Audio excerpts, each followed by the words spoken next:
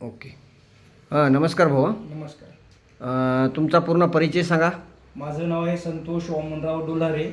गाव गाव इंचा, तालुका जिल्हा हिंगोली. बरं बरं. तुम्ही जे तुम्हाला त्रिफळा टॅबलेट दिलेलं होतं आपण, हां हां तुमच्या हातात जे डबी आहे हां हां त्रिफळा टॅबलेटची, तर तुम्हाला नेमकं याच्यापासून काय काय फरक जाणवला आणि किती दिवसापासून तुम्ही घ्याली? याच्यापासून ॲसिडिटी, दम आणि सांधेदुखी, गुडघेदुखी यावर उपाय पडलेला आहे. चांगला फरक पडला का? चांगला फरक पडला. सांधे दुखण्यावर म्हणजे चांगला फरक जाणवला हां, का? चांगला. 1-1.5 किलोमीटर जायचं असलं की दम येत जाय. बरं. त्याच्यानंतर दम आता बंद झाला. 15 दिवसापासून वापर चालू आहे. बरं. त्याच्यामध्ये 15 दिवसामध्ये तुम्हाला फरक जाणवला. फरक जाणवला. बरं, तुम्ही वयस्कर माणसाला एखादा दिलेलं आहे का ज्याचं दिलेलं वय आहे. जास्त आहे 50 वर्षापेक्षा? ॲसिडिटीसाठी गुणकारी ठरलेलं आहे. ॲसिडिटी पूर्ण खतम झाली का? पूर्ण खतम झालेली.